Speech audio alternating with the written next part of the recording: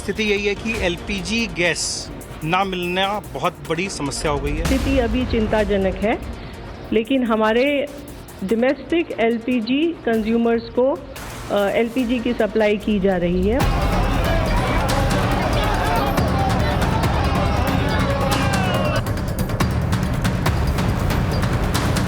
घरों में लोग परेशान, छोटे छोटे ढाबे वाले, रेस्टोरेंट्स, हॉस्टल्स, सब पर असर गिर रहा है। कालाबाजारी कर रही है सरकार और सरकार में मिले हुए लोग।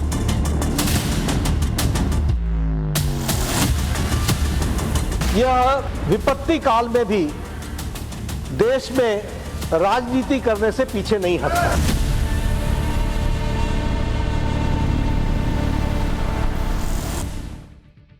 ममता सिलेंडर लेकर सड़क पर आ गई, संसद में अलग बवाल। पीएम मोदी के सामने सिलेंडर वाला महा चैलेंज कैसे खड़ा हुआ? सिलेंडर की गजब जमाखोरी, ताबड़तोड़ एक्शन, लेकिन पब्लिक को कितनी राहत मिल रही? ग्राउंड रिपोर्ट क्या बता रही? सिलेंडर के बाद अब बढ़ने लगी महंगाई, ईरान अमेरिका युद्ध नहीं रुका तो क्या गजब होने वाला है? और बंगाल चुनाव में ममता ने सिलेंडर को बड़ा मुद्दा बना दिया। बीजेपी क्या कर पाएगी, क्या जवाब दे पाएगी? अब इसका चैप्टर। ईरान और अमेरिका आपस में लड़ रहे हैं, पिस दुनिया रही है। जिन देशों में तेल गैस की सप्लाई बाहर से होती है वो सब फंसे हुए हैं। और हमारे सामने तो बहुत बड़ा चैलेंज आ गया, क्योंकि एलपीजी को लेकर ऐसा कोहराम मचा कि सड़क से लेकर संसद तक बवाल होने लगा। राजनीति में अब भी एलपीजी को लेकर गजब घमासान मचा हुआ है। संसद में वो बवाल हो रहा है जो आपने पहले नहीं देखा होगा। ममता बनर्जी तो सिलेंडर लेकर सड़क पर आ गई। आज बंगाल में कल ही चुनाव का ऐलान हुआ है और आज ही गैस सिलेंडर का मुद्दा ममता बनर्जी ने उठाकर सड़कों पर गदर मचा दिया। आप देखिए, महिलाओं के साथ वो आ गई कि सिलेंडर कहां है भैया, बताओ मोदी जी। इस राजनीति के बारे में आपको बताऊंगा। ये भी बताऊंगा कि अब एलपीजी को लेकर स्थिति क्या है, क्या हालात अब सुधरने की उम्मीद दिख रही है। अब सरकार वही कह रही है जो हमने पाठशाला में डे 1 पर कहा था। क्या कहा था आपको बताऊंगा। आपको ग्राउंड रिपोर्ट्स दिखाऊंगा, एलपीजी क्राइसिस को लेकर सिलेंडर की गजब जमाखोरी और कालाबाजारी कैसे चल रही है वो भी दिखाऊंगा। इतने सिलेंडर पकड़े जा रहे हैं, सरकार की तरफ से क्या ताबड़तोड़ एक्शन हो रहा है, पब्लिक को राहत मिल रही है, नहीं मिल रही है, संकट कितना बड़ा होने वाला है, क्या महंगाई बहुत बढ़ने वाली है, ईरान अमेरिका युद्ध नहीं रुका तो क्या क्या गजब आफत आने वाली है, सबका चैप्टर खोलूं उससे पहले एक झलक देखिए।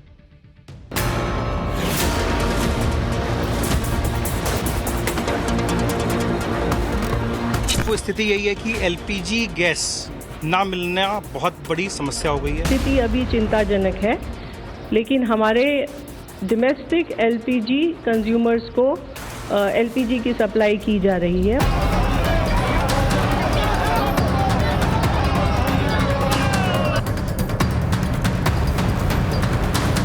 घरों में लोग परेशान, छोटे छोटे ढाबे वाले, रेस्टोरेंट्स, हॉस्टल्स, सब पर असर गिर रहा है। कालाबाजारी कर रही है सरकार और सरकार में मिले हुए लोग।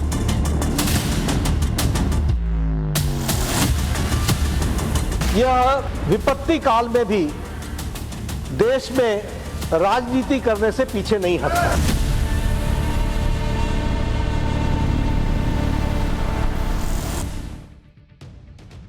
एलपीजी पर मचे घमासान के बीच राजनीति में कैसे गदर मचा हुआ है, पहले वो देखिए।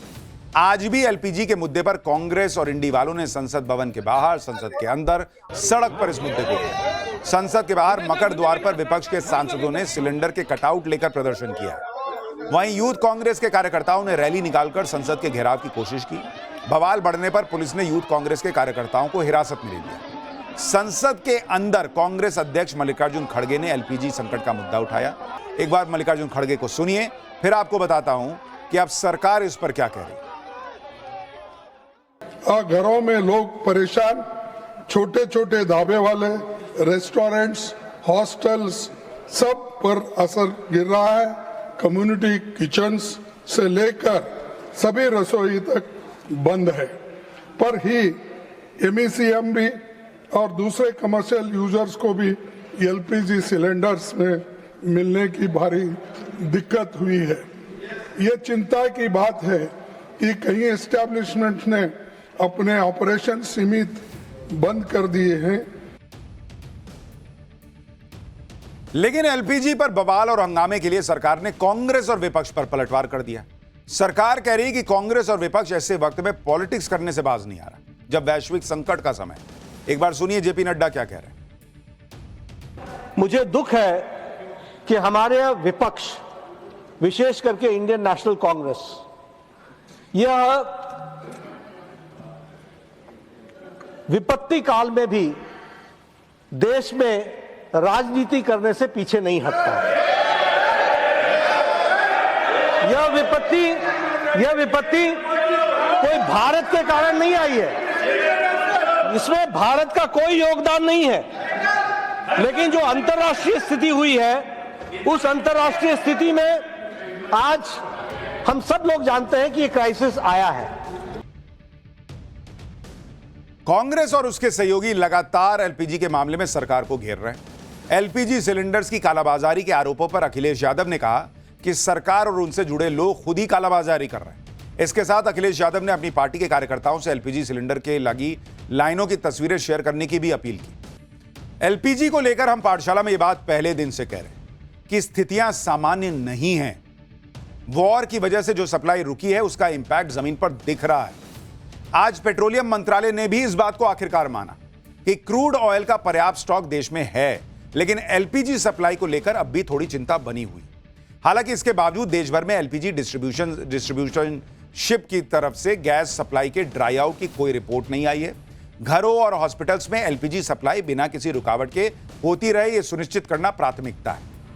यानी पेट्रोलियम मंत्रालय भी अब मान रहा है कि थोड़ा संकट तो है। सुनिए एक बार वो क्या कह रहा है, फिर आपको बताता हूं कि एलपीजी सप्लाई सुनिश्चित करने के लिए सरकार ने क्या नए फैसले लिए। स्थिति अभी चिंताजनक है, लेकिन हमारे डोमेस्टिक एलपीजी कंज्यूमर्स को एलपीजी की सप्लाई की जा रही है और डिस्ट्रीब्यूटरशिप्स पर कोई ड्राई आउट रिपोर्टेड नहीं है। मैं आपको ये भी बताना चाहूँगी कि आपके माध्यम से हम बार बार कंज्यूमर से अपील कर रहे थे कि ऑनलाइन बुकिंग करें। उसकी वजह से ऑनलाइन बुकिंग में इंक्रीज हुआ है।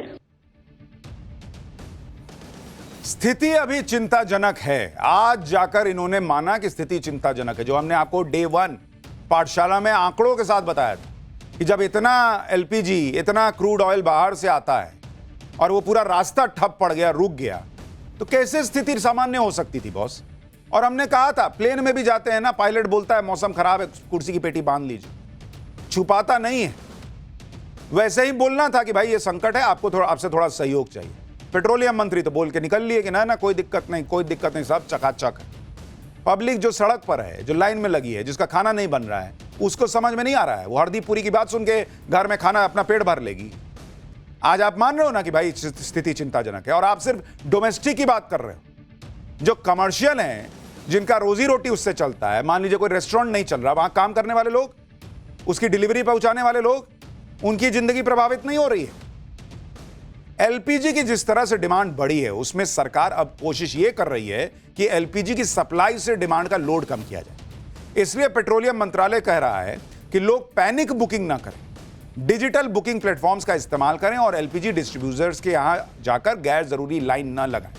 डिस्ट्रीब्यूटर लेवल पर सिलेंडर का डाइवर्जन ना हो, इसके लिए डिलीवरी ऑथेंटिकेशन कोड का कवरेज 53% से बढ़ाकर 72% कर दिया गया।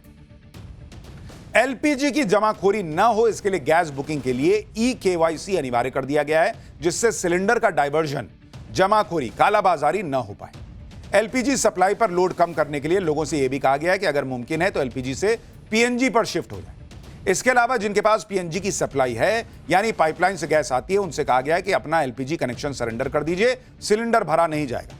इसके साथ ही सरकार ने कई राज्यों में कमर्शियल गैस की सप्लाई शुरू करने की भी बात कही है। इससे घरेलू गैस के कमर्शियल इस्तेमाल पर कुछ हद तक रोक लग सकेगी। अब सीधा सीधा प्रश्न यह है कि आप ये सारा मेजर तभी कर रहे हैं ना, ये सारे रास्ते तभी ढूंढ रहे हैं ना जब कोई दिक्कत आपको दिख रही है।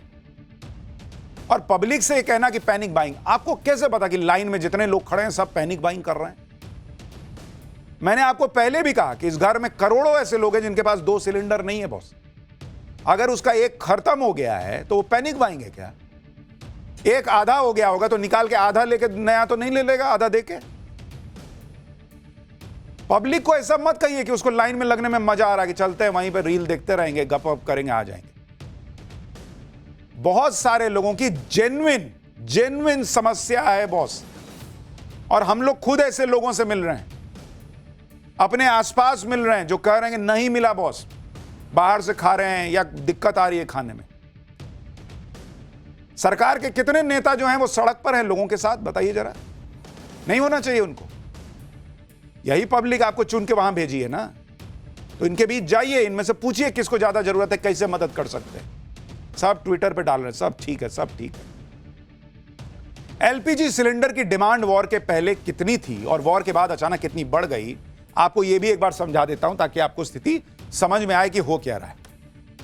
देखिए, वॉर के पहले और वॉर के बाद, वॉर के पहले क्या स्थिति थी और वॉर के बाद इसकी क्या स्थिति, इससे आपको थोड़ा समझ में आएगा कि लोग क्या कर रहे हैं, क्यों कर रहे हैं। एलपीजी बुकिंग का आपको दिखा रहा हूं कि क्या स्थिति थी वॉर के पहले। 56 lakh cylinder per day book हो रहा था, पर डे, वॉर के पहले। 13 मार्च को कितना हुआ वॉर के बाद? 13 मार्च को यह आंकड़ा बढ़कर चला गया 89 लाख पर डे। ठीक है, अब इसमें जाहिर सी बात है कुछ लोग पैनिक में करा रहे होंगे, कुछ लोगों को लग रहा होगा कि भाई एक सिलेंडर तो रख ले, अभी एक दूसरा खत्म होने वाला है। सबकी अपनी अपनी जरूरत होगी, सब तो ऐसा नहीं है कि मजे के लिए आगे होंगे, ना हम कुछ प्रेशर बना देते हैं सरकार पे। और अब क्या है भाई, कुछ लोगों को मिल गया, तो अब की डेट में ये घट के जो है वो 77 लाख सिलेंडर पर डे हो गया। तो भाई कम हुआ, लेकिन जरूरत तो अभी भी है। एलपीजी सप्लाई पर एक बड़ी राहत तब मिली जब ईरान के साथ बातचीत करके अपने तेल टैंकर लाने में भारत सरकार कामयाब रही। 2 टैंकर जिन पर एलपीजी लदी थी वो 14 मार्च को स्ट्रेट ऑफ हॉर्मुज क्रॉस कर चुके थे। एक तो आज भारत पहुंच भी गया, दूसरा टैंकर अब कल सुबह आने वाला है। आज पहुंचे टैंकर शिवालिक और कल आने वाले टैंकर नंदा देवी को मिलाकर 92,712 मीट्रिक टन एलपीजी की सप्लाई भारत को मिल जाएगी। 92,712 मीट्रिक टन एलपीजी आने का मतलब है कि घरेलू एलपीजी सिलेंडर जो 14.2 केजी का होता है उसके 65 से 55 लाख सिलेंडर भरे जाएंगे। यानी अगर आप इन दोनों जहाज को मिला दीजिए तो इन दोनों जहाज से जो एलपीजी आ पा रहा है उससे ऑलमोस्ट एक दिन का सिलेंडर जो है वो सप्लाई हो पाए। तो देखने में आंकड़ा कम लगता है कि दो आए, अब एक ही दिन का तो हो पाएगा, कैसे होगा। लेकिन इसमें बड़ी बात यह है कि 2 आ गए मतलब रास्ता बन रहा है कि और आ सकते हैं। तो एक पॉजिटिव चीज ये है। इस सब के बीच गैस की कालाबाजारी को रोकने के लिए सरकार ने बड़ा एक्शन लिया है। सरकार ने बताया कि राज्य सरकारों के साथ तालमेल करके अलग अलग जगहों पर रेड डाली जा रही है। यूपी, हरियाणा, आंध्र प्रदेश, मध्य प्रदेश, असम, मिजोरम में एलपीजी सिलेंडर्स की कालाबाजारी करने वालों पर कार्रवाई हुई। ऑयल मार्केटिंग कंपनियां भी एलपीजी सिलेंडर्स की कालाबाजारी रोकने के लिए एक्शन में। अब तक 1100 से ज्यादा डिस्ट्रीब्यूटर्स की जांच की जा चुकी है।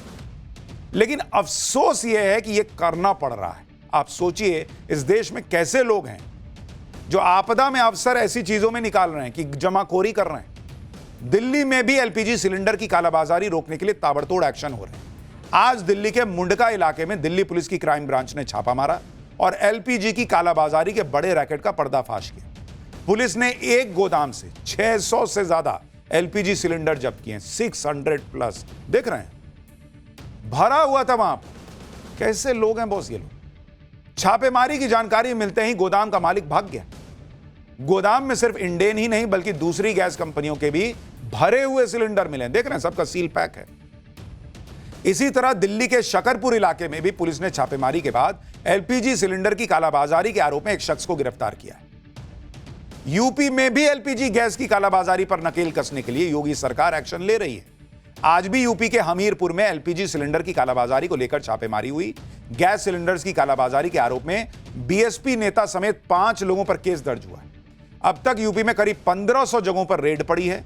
कालाबाजारी के आरोप में 24 लोगों के खिलाफ एफआईआर हुई है। 6 आरोपियों को गिरफ्तार भी किया गया है। उधर जम्मू कश्मीर में भी एलपीजी सिलेंडर्स की कालाबाजारी रोकने के लिए एक्शन हुआ। प्रशासन की टीम अलग अलग गैस एजेंसियों में जाकर स्टॉक का हिसाब किताब ले रही है ताकि घरेलू गैस की सप्लाई को दुरुस्त किया जा सके। एक हफ्ते के अंदर 100 से ज्यादा सिलेंडर बरामद किए जा चुके हैं वहां जम्मू में भी। देखिए वहां से एक रिपोर्ट। जम्मू एडमिनिस्ट्रेशन जो है वो एक्शन मोड में है और लगातार सिक्योरिटी जो यहाँ पर एजेंसीज़ है, जगह जगह पे गैस एजेंसीज़, वहाँ पर जो विज़िट है वो यहाँ पर की जा रही है, क्रैकडाउन किया जा रहा है। तस्वीरों में आप साफ तौर पे देख सकते हैं जो एडीसी जम्मू है उन्होंने यहाँ पे सरप्राइज़ विज़िट जो है वो यहाँ पर किया है और यहाँ पे जो कर्मचारी हैं गैस एजेंसी के उनसे यहाँ पर जो बातचीत है वो यहाँ पर की जा रही है। इस जमाखोरी के बीच अब यह भी देखिए कि एलपीजी सिलेंडर को लेकर जो डिमांड बढ़ी उस पर प्रेशर कम करने के लिए क्या क्या कदम उठाए गए। नए पीएनजी कनेक्शन लेने पर 500 रुपए की गैस मुफ्त देने का ऐलान किया गया है। पीएनजी का कनेक्शन लेने पर रजिस्ट्रेशन फीस में 500 रुपए की छूट दी जा रही है। कमर्शियल कस्टमर्स को पीएनजी कनेक्शन लेने पर सिक्योरिटी डिपॉजिट जमा नहीं करना होगा। शहरी इलाकों में एलपीजी सिलेंडर की बुकिंग का इंटरवल बढ़ाकर 25 दिन किया गया, जबकि ग्रामीण इलाकों में यह गैप 45 दिन कर दिया गया। सभी राज्यों और केंद्र शासित प्रदेशों को अतिरिक्त 48,000 किलोलीटर केरोसिन दिया गया है। इसके साथ ही सभी राज्यों को कोयला भी दिया गया है। कंज्यूमर्स को एलपीजी गैस के विकल्पों जैसे पीएनजी, इलेक्ट्रिक कुकटॉप का इस्तेमाल करने के लिए बढ़ावा दिया जा रहा है। एलपीजी को लेकर हो रहे बवाल के बीच आप यह भी देखिए कि बिजली से चलने वाले इंडक्शन चूल्हों की डिमांड कई गुना बढ़ गई। जो दुकानदार पहले हफ्ते महीने में 1-2 इंडक्शन चूल्हे बेच पाते थे, अब उनके पास स्टॉक नहीं बच पा रहा है। कई ऑनलाइन प्लेटफॉर्म पर तो इंडक्शन चूल्हा आउट ऑफ स्टॉक हो चुका है। मुंबई में इंडक्शन चूल्हों की डिमांड में आई उछाल पर हमारे सहयोगी की एक रिपोर्ट देखिए। जो मुंबई के दादर इलाके में है, अब यहाँ पे देखिए नीचे की तरफ आप जो देख रहे हैं ये वो सेक्शन है जहाँ पर इंडक्शन चूल्हे रखे जाते थे, लेकिन अब सिर्फ 2 ही पीस यहाँ पर बचे हुए हैं। हालांकि ये बताया जा रहा था यहाँ पर और भी काफी सारे पीसेस रखे हुए थे, लेकिन इतनी ज्यादा डिमांड अब लोगों की आने लगी है चूंकि सप्लाई इतनी ज्यादा बाधित हो गई है एलपीजी गैस की कि लोग अब सेकेंड ऑप्शन के तौर पे इलेक्ट्रिक चूल्हा ही देख रहे हैं। भारत गैस का हमारा है सिलेंडर, लेकिन खत्म हो गया है जी। और हमारा 25 डेज बोल रहे हैं गवर्नमेंट, लेकिन 25 डेज के ऊपर हो गए मेरे। 25 डेज के बाद भी अभी बोल रहे हैं कि सिलेंडर 10 दिन के बाद आएगा। अच्छा, तो इसलिए लेने के लिए आया मैं। अगर मतलब आपका मैंने बराबर यूज किया है।